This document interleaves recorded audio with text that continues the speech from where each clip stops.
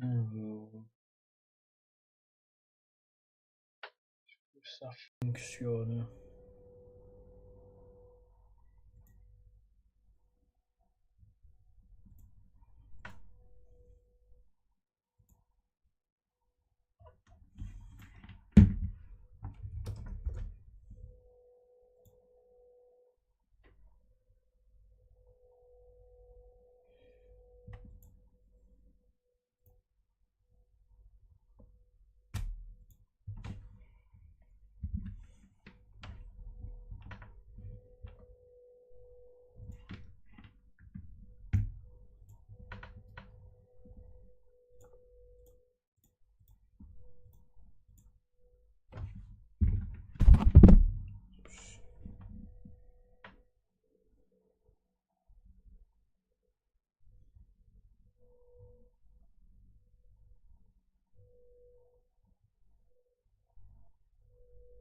Ah ouais, ça a l'air de marcher. Ouais, ça marche. Ok. Eh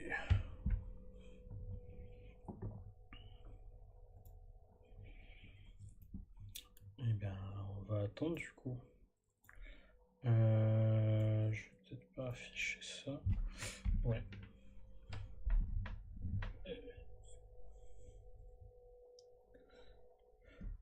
On va attendre.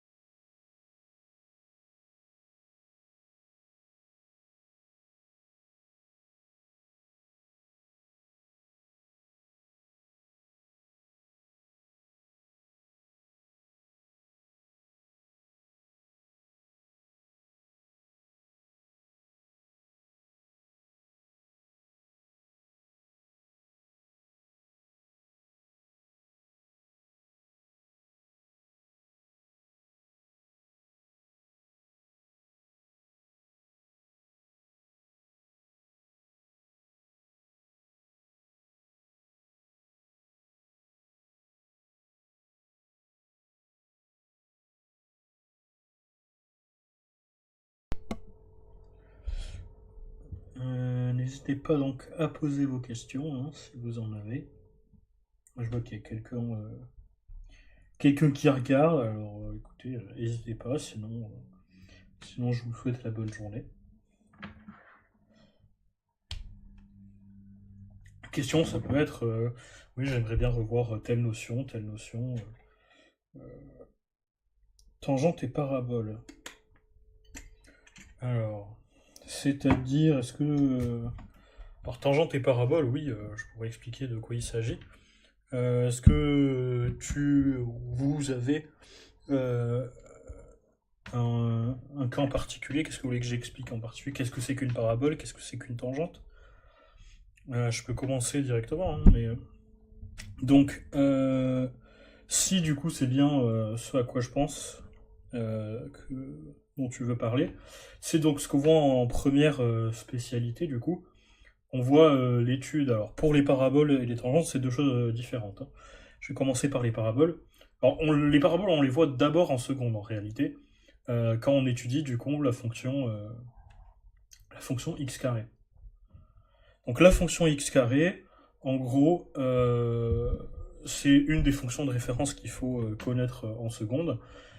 Elle se représente comme ça. Alors, je vais essayer de faire un truc un peu joli, hein, mais c'est compliqué. C'est une sorte de U, c'est une sorte de U.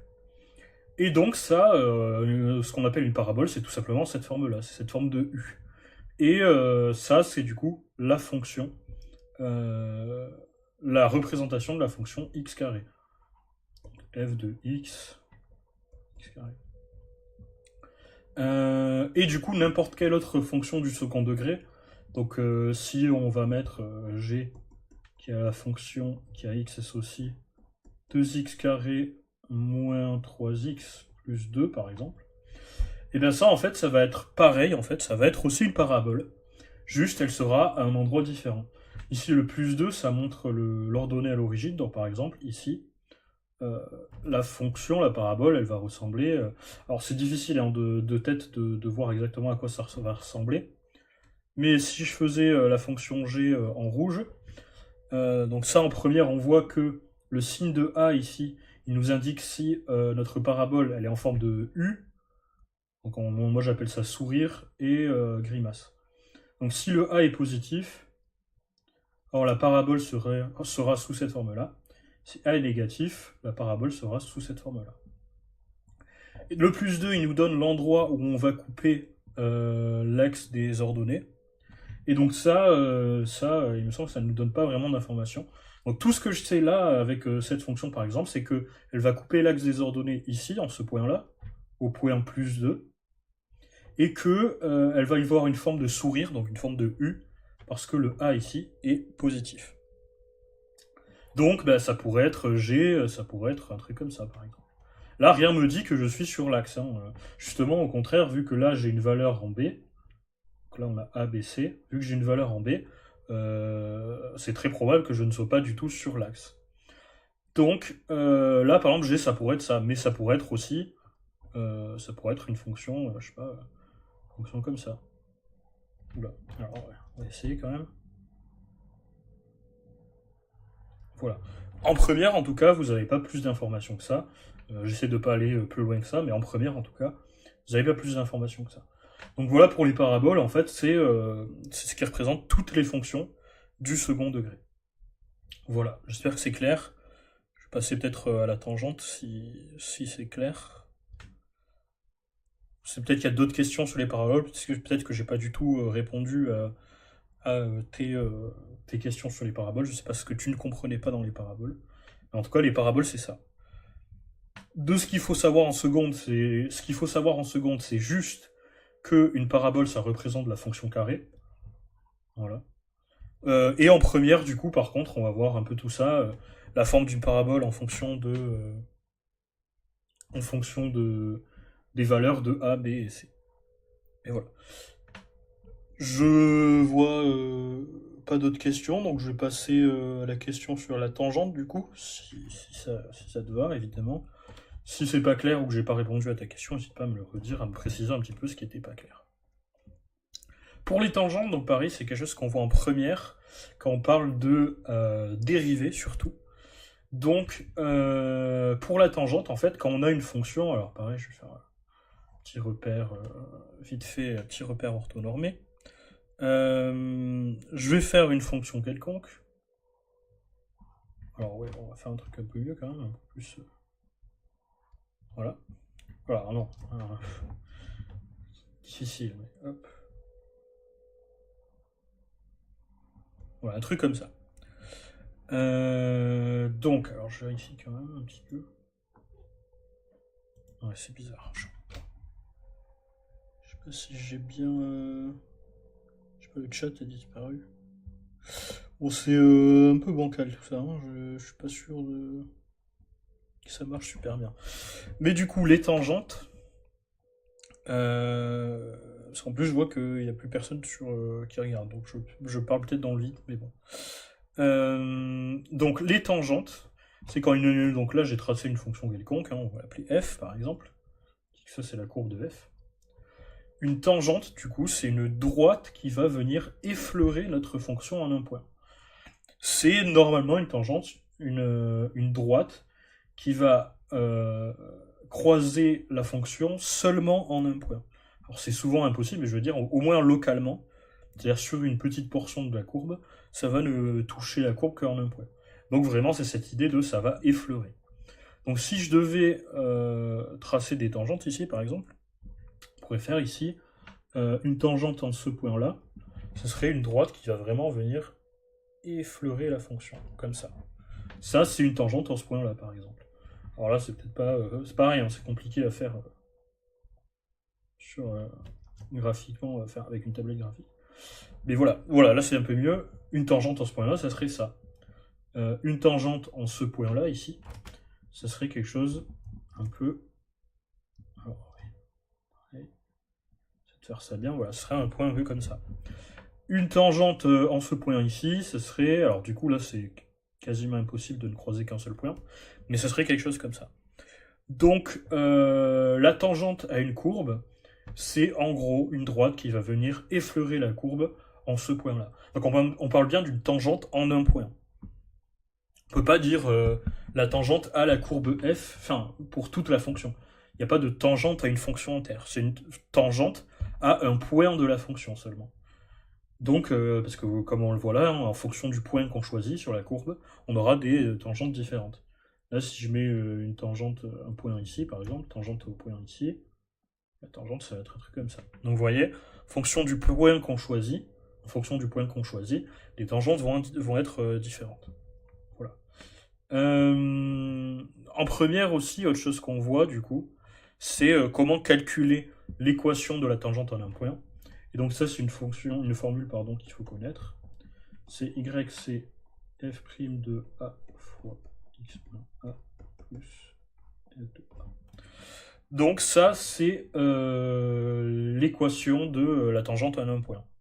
Donc ça, normalement, si vous êtes en première, vous la connaissez, hein, cette formule. Et elle vous dit quelque chose. Du coup, le point A ici, ce que j'ai noté A, ça va être le point qui nous intéresse. Donc imaginons que là, on s'intéresse à cette tangente-là, en ce point-là. On va dire que c'est x égale 3, par exemple. Et bien, ça veut dire que notre A ici vaudra 3. C'est la tangente au point 3, au point d'abscisse 3. Donc A ici, ça sera 3. Donc notre formule, ça va devenir f' de 3 fois x moins 3 plus f de 3. Voilà.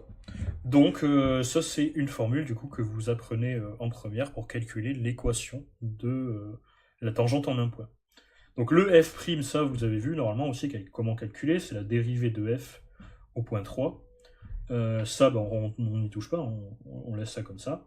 Donc ça va donner une valeur hein, f' de 3, on va dire, imaginons que f' de 3 ça vale 4. Bah là, notre équation, ça va devenir 4 fois x.3 plus, alors imaginons aussi que f de 3, ça vale 2, ou moins 2 si on suit un petit peu le truc. Et du coup, ça va donner, ici, moins 2. Donc on remplace les valeurs par ce qu'on connaît, ce qu'on nous donne dans notre sujet, ou on le calcule, hein. Ça dépend des exercices pour le coup, là je peux pas vous dire. Ça va dépendre des exercices. Il y a des exercices où on vous demande de calculer la dérivée, et du coup c'est à vous de trouver f' de 3. Il y a des exercices où c'est donné peut-être, voilà, bon, ça va dépendre. Et du coup, l'équation finale de la tangente au point 3 ici, sera 4x, on développe le 4, moins 12, moins 2, donc moins 14. Et donc là, ça va être l'équation de la tangente au point 3. Voilà. Donc j'ai pas de retour, j'espère que c'est clair ce que j'ai expliqué. Je sais même pas si tu es toujours là, mais voilà. Alors, pour les probabilités, alors ça c'est pour le coup assez facile, mais merci pour ta question. Donc voilà, donc j'ai fini pour les paraboles et les tangentes, je vais expliquer maintenant les probabilités. Comment déterminer si deux événements sont indépendants. Donc imaginons qu'on ait un événement A ici. Voilà, un événement A, je sais pas. On va prendre voilà, un des exemples basiques des probabilités. Un des exemples basiques des probabilités, c'est un lancer de dés. A, on va dire, c'est obtenir un 6. Okay, on a un dé à 6 faces, on lance le dé à 6 faces, et on se demande quelle est la probabilité d'obtenir un 6. Et l'événement B, par exemple, ça va être obtenir un nombre pair. Et alors là, intuitivement, avant même de commencer par des calculs, intuitivement, à votre avis, est-ce que les deux événements ici sont indépendants?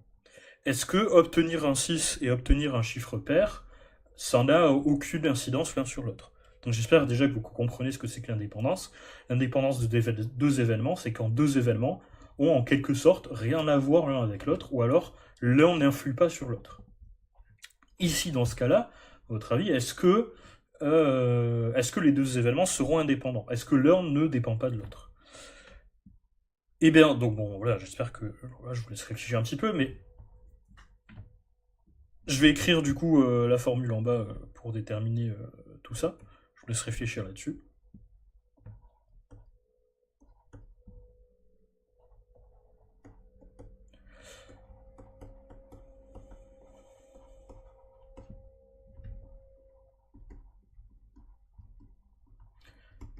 Et donc,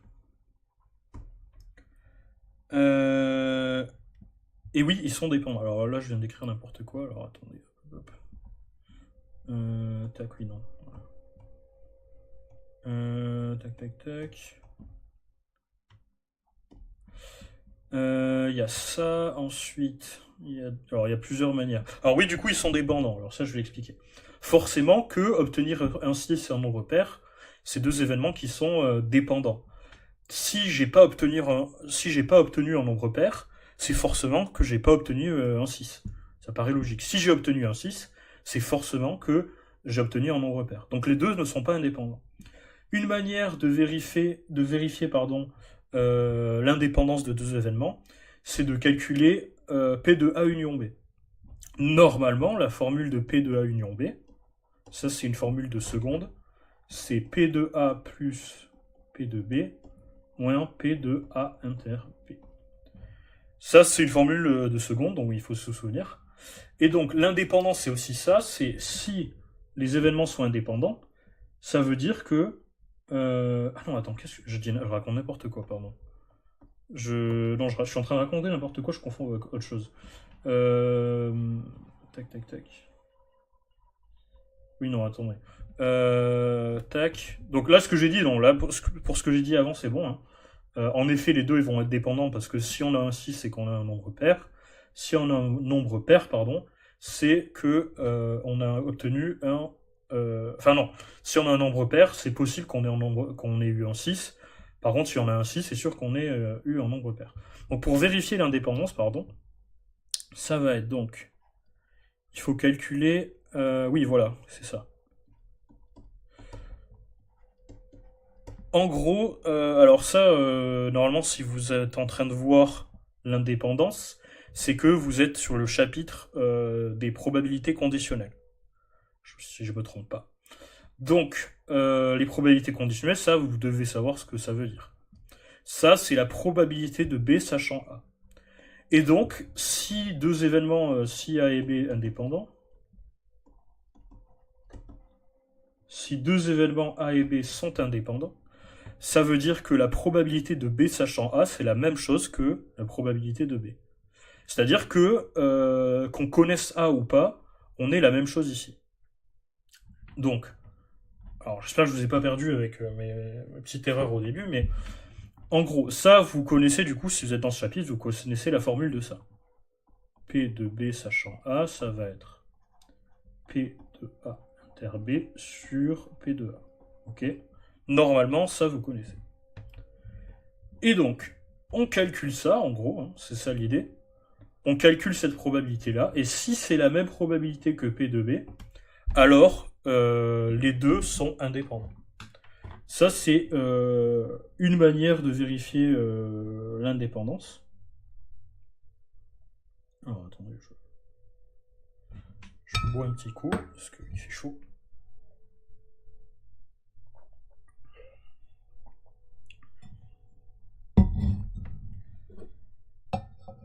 Et donc voilà, ça c'est une manière, alors c'est pas la plus simple.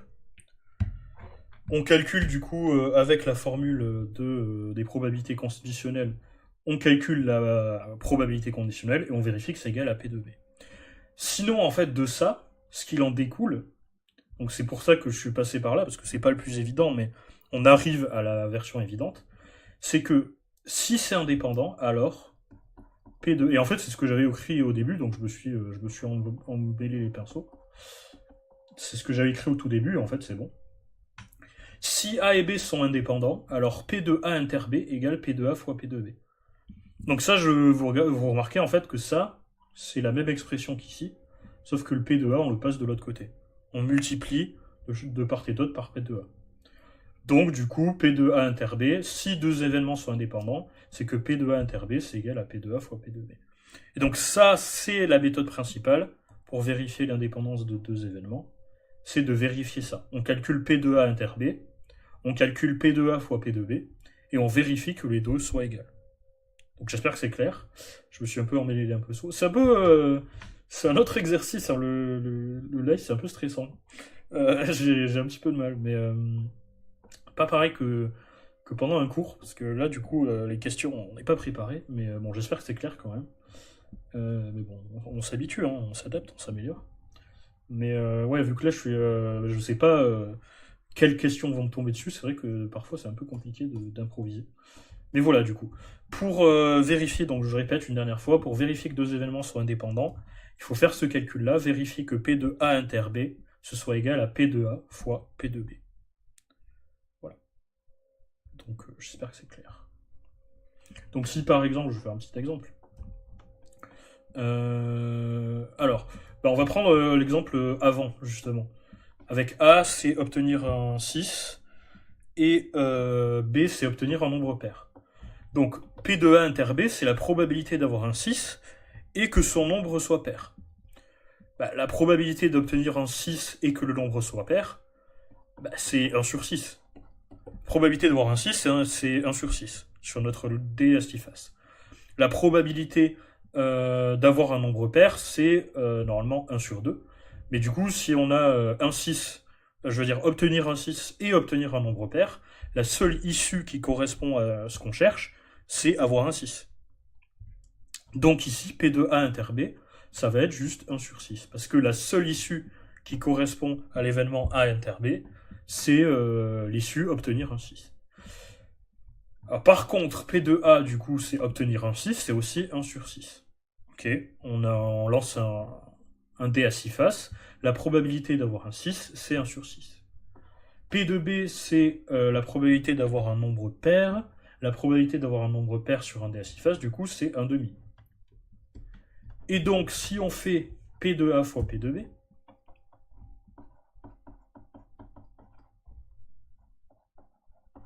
ça va faire 1 sur 6 fois 1 demi.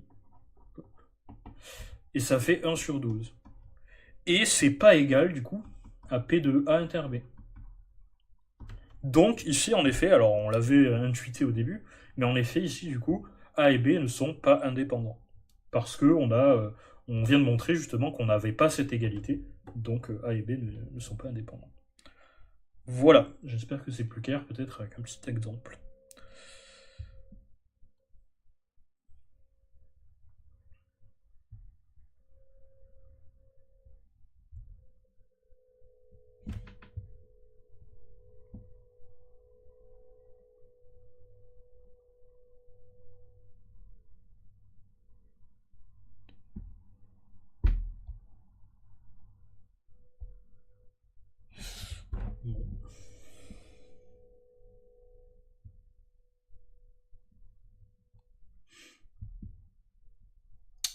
Et bien, attends un petit peu encore. Je sais pas combien de temps je fais durer ces petits lives. Pas l'air d'avoir grand monde, ce qui est tout à fait prévisible finalement, hein. Je m'y attendais. Mais bon, attends un petit peu plus. Quelques minutes de plus.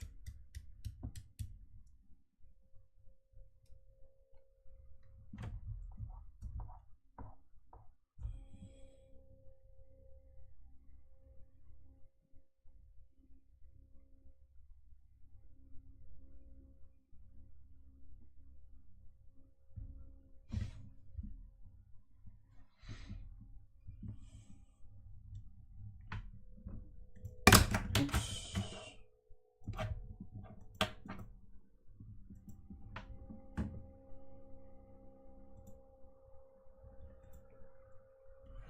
Un peu bizarre ce système de live. Bon.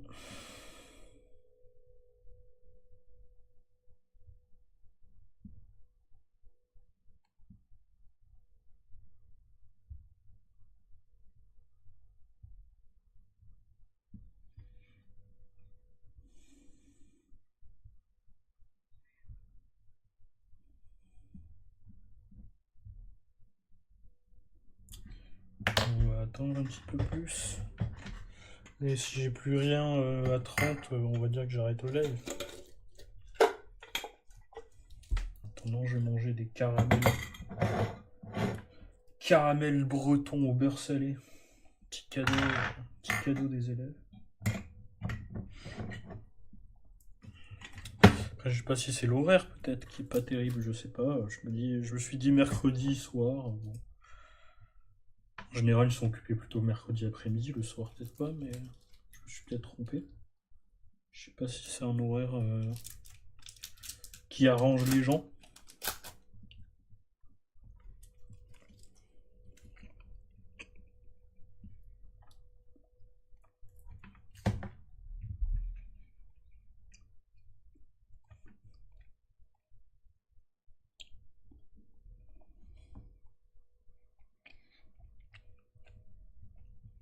J'en doute pas. Évaluation sur les probabilités du coup.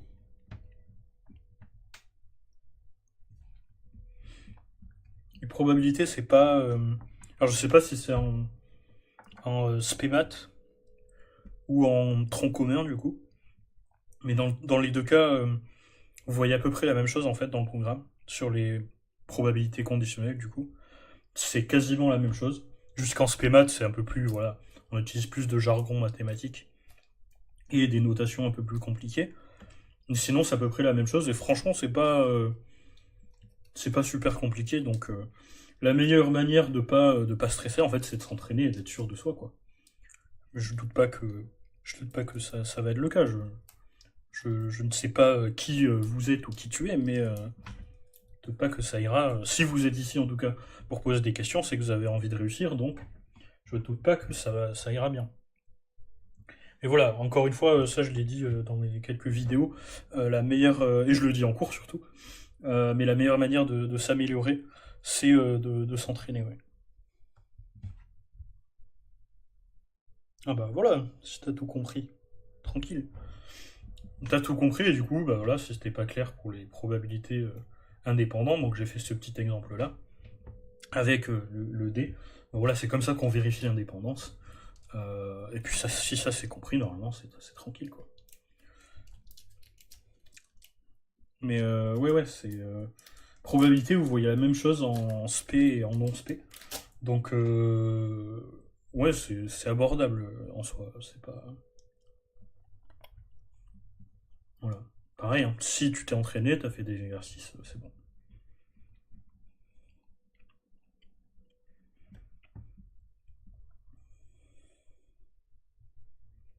Je sais pas s'il y a d'autres questions.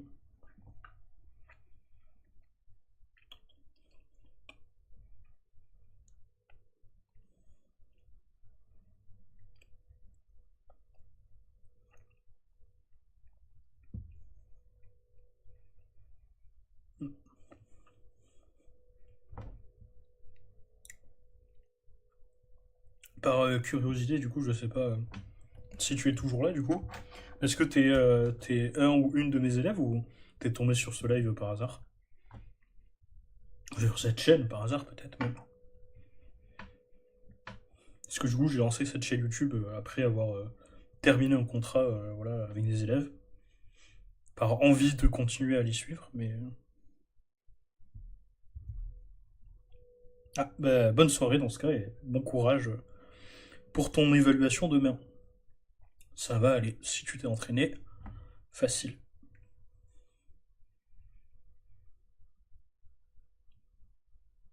Ouais, c'est vrai que j'y pense pas. Ah oui, d'accord. Ok. Eh ben, bon courage du coup, hein.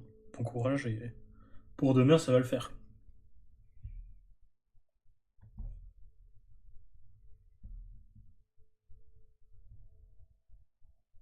C'est vrai que je pense pas, mais il y a un petit délai, ouais. C'est peut-être pour ça. Il y a un petit délai, faut que je pense à ça.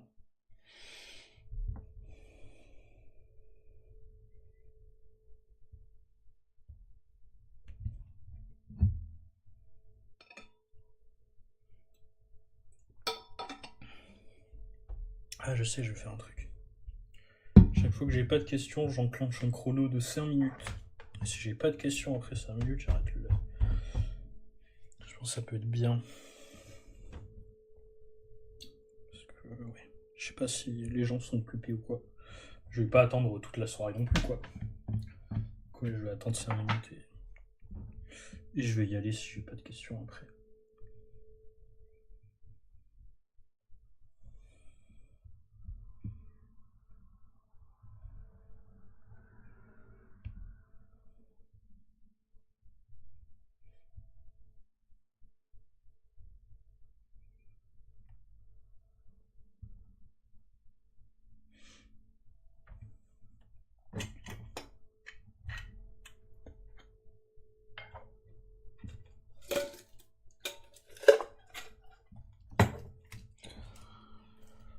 Il fait chaud, c'est désagréable. Hater number one de l'été ici, par exemple. Team hiver 100%. Quel horaire. C'est vrai que j'ai le droit de parler un peu plus normalement, vu que je suis plus... techniquement, je suis que quelqu'un qui fait un live, je suis plus prof. Je peux parler un peu plus normalement.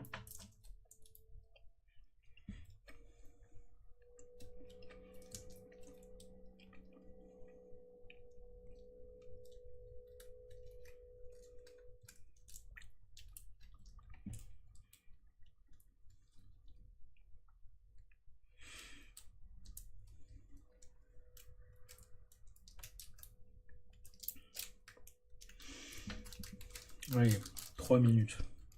J'attends 3 minutes pour une petite réponse, une petite question. Après, je vais y aller. C'est sympa quand même, un petit live. Bon, 30 minutes, c'est pas énorme, mais petit live de 30 minutes. Je peux répondre à quelques questions. Je sais pas si ça a été utile, mais bon. Je changerai peut-être les horaires. Je sais pas, c'est pour ça que...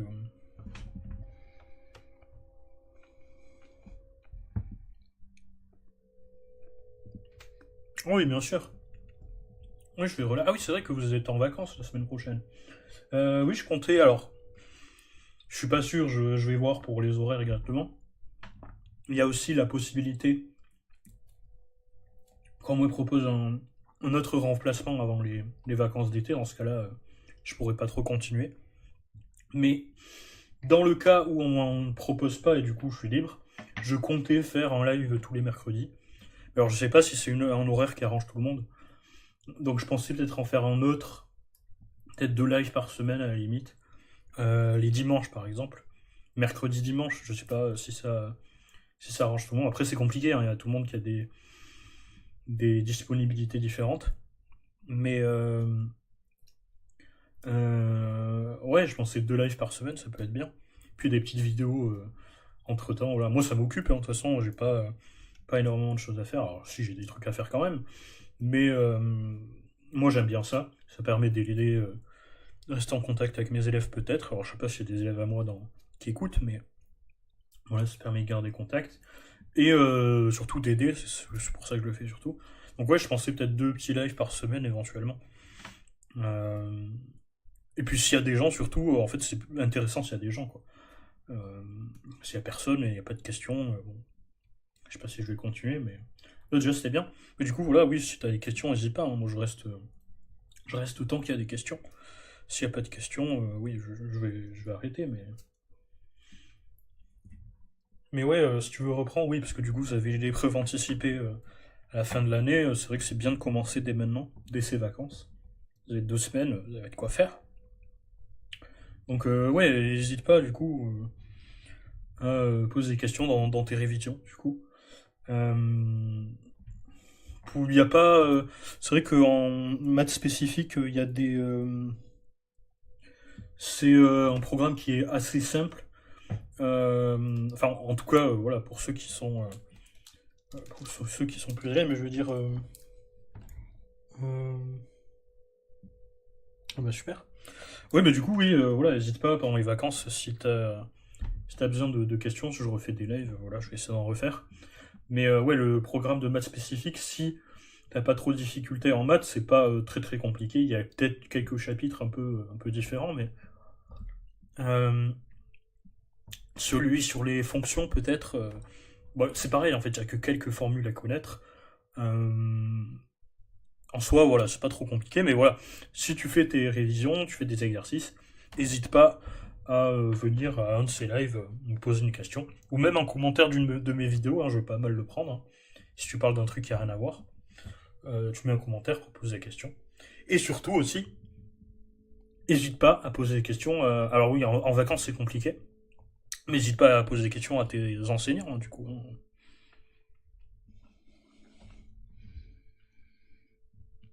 Ah, tu dois être avec Madame Niner, du coup, je pense, parce qu'elle m'a parlé de ça.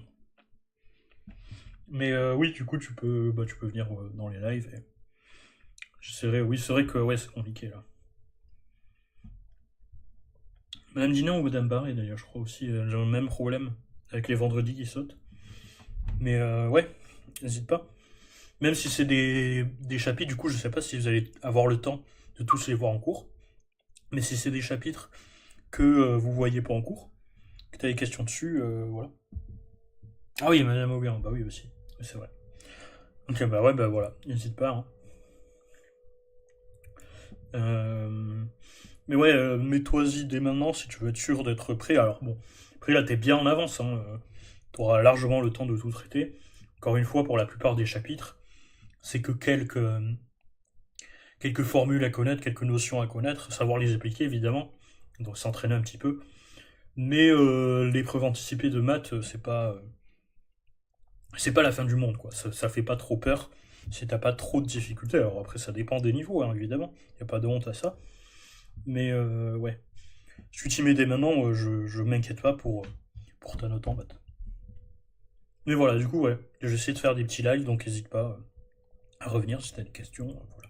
Ou en commentaire de vidéo, si tu veux pas attendre les lives, peut-être. Si je peux répondre en une phrase, je répondrai en une phrase. Sinon, je pourrais peut-être même faire une petite vidéo en mode, je sais pas, en mode short, tu vois.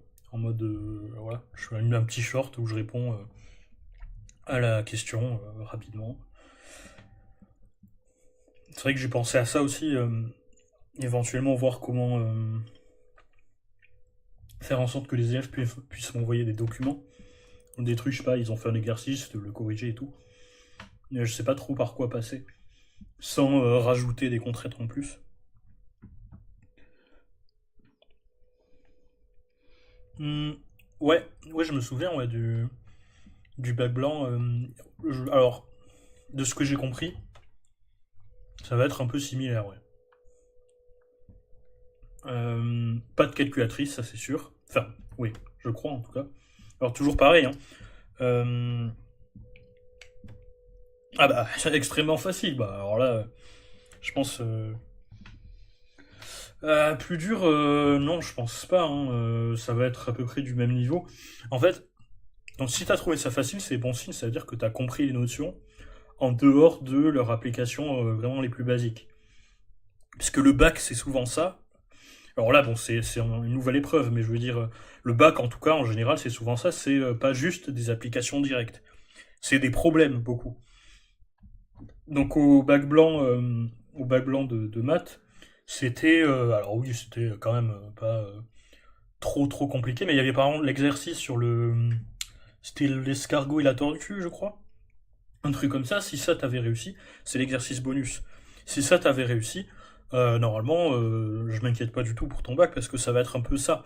Ça va être pas exactement que des exercices d'application, ça va être plutôt des problèmes. Il va falloir appliquer des choses que vous avez appris pendant l'année. Donc plutôt des problèmes, voilà, peut-être problèmes de géométrie, je sais pas, voilà, problèmes économiques sur les suites, ça ils aiment bien. Pas de calculatrice, ça pour le coup, oui, ça je maintiens. À mon avis, donc pareil, de toute façon, elles vous tiendront au courant, vos enseignantes de mathématiques, s'il y a des changements au niveau de l'organisation. Mais en tout cas, pas de calculatrice et des problèmes du coup mathématiques. Ouais. Donc si tu l'as trouvé facile, le bac blanc, le vrai bac, je pense, ça va être pareil. C'est la première année du coup qui font cette épreuve anticipée du coup. Enfin, avec les automatismes, pardon. Je sais pas si c'était comme ça avant. Mais en tout cas, c'est la première année qu'ils font comme ça, et du coup, il y aura des automatismes, donc ça, il faut les travailler. Travailler le calcul mental, etc. Savoir faire sans calculatrice, et après, ça va être surtout des problèmes, et pas tant des applications directes. Donc si tu as trouvé le bac blanc facile, je pense que tu es en bonne voie. Ça va être à peu près pareil. Un peu plus dur forcément, parce qu'il y aura plus de choses à apprendre, donc ça sera plus de la difficulté dans les révisions, plus que dans le sujet lui-même. Mais je pense que ça va être à peu près pareil, oui. De toute façon, c'est simple, ce que vous voyez en maths spécifique, du coup, c'est il y a quand même relativement peu de notions en général par chapitre, et forcément, on n'a qu'une heure, 1h20 par semaine avec vous, donc on peut pas avoir grand-chose. Donc en général, les chapitres, il y a que quelques formules à connaître, quelques notions, donc on peut pas aller très loin dans ce qu'on vous demande. Donc oui, normalement, ça devrait... Si tu as trouvé ça extrêmement simple, euh, moi je m'inquiète pas du tout pour tes résultats au bac, non. Voilà. Je sais pas si ça répond à tes inquiétudes, mais en tout cas, surtout si tu me l'as révisé maintenant, moi j'ai pas d'inquiétude pour toi, je pense que ça va aller.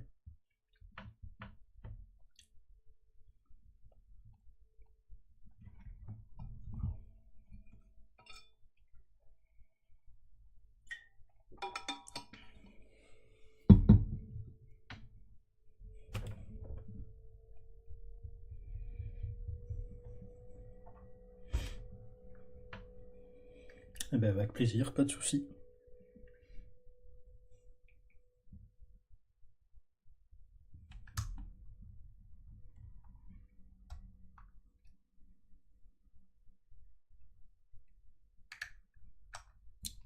Pas, pas grand monde qui a rejoint, hein. Oups, ouais, bon, ça marche. Hmm, Bon.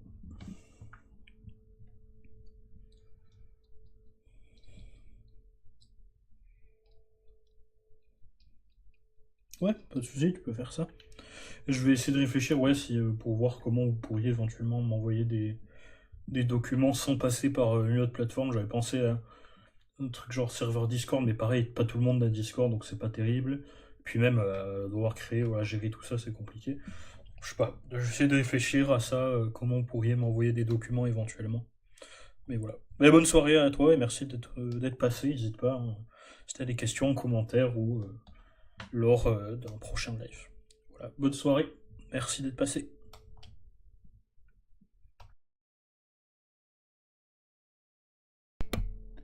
Bon, on arrive à la fin, du coup, il n'y a plus personne depuis un moment, plus de questions. Je pense que je vais m'arrêter là. Alors, je sais pas, du coup, je parle tout seul, sûrement. Mais c'est quand même quelqu'un, merci d'être venu, merci d'avoir écouté. Merci pour vos questions, ceux qui ont éventuellement regardé. Et puis, je vous dis à la prochaine. Merci.